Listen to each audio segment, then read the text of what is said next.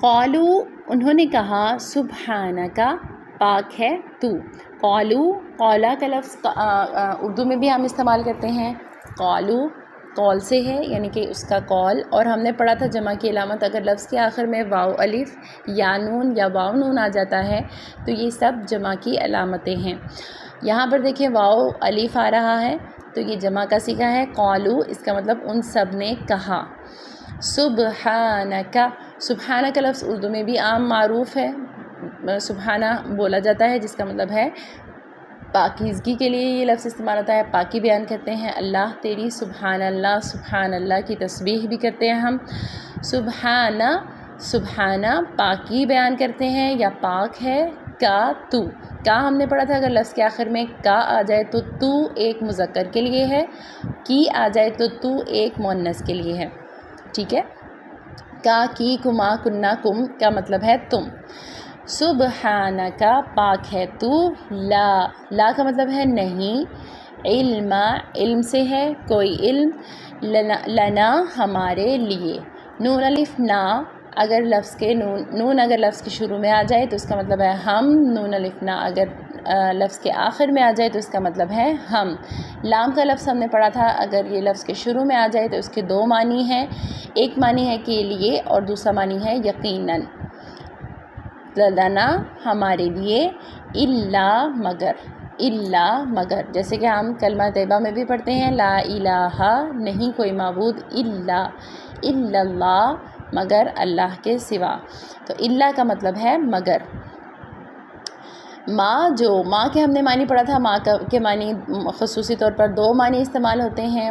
ماں کا مطلب ہے جو یا ماں کا مطلب ہے نہیں. یہاں پر ماں کا مطلب ہے جو. علمتنا سکھایا تو نے ہمیں.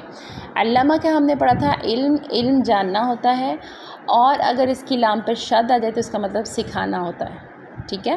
علم جاننا یا پھر اگر لام کے اوپر شد آ جائے تو اس کا مطلب ہے سکھانا.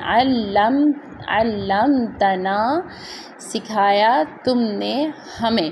اب دیکھیں پھر سے لفظ کے آخر میں نون الف نا آ گیا ہے جس کا مطلب ہے ہم یا ہمیں. انکا بے شک تو. انا کا مطلب ہم نے پڑھا تھا بے شک اور اگر اس کے آگے چھوٹی ہی آ جائے تو اس کا مطلب ہے میں اور اگر اس کے آگے کا آ جائے تو اس کا مطلب ہے تو مذکر یا کی آ جائے تو مؤنث. اگر کم آ جائے تو تم سب. انکا تو بے شک تو. انتا تو ہی ہے. اب دیکھیں انتا کے آگے الف لام کا لفظ آ رہا ہے تو اس کا مطلب ہے پھر سے اس میں تاکید کی علامت پائی جائے گی. انکا کا مطلب بھی تو ہے اور انتا کا مطلب بھی تو ہے. ہم نے یہ پڑھا تھا جب دو ہم معنی لفظ استعمال ہوں تو ترجمے میں تاکید کے معنی پائے جاتے ہیں.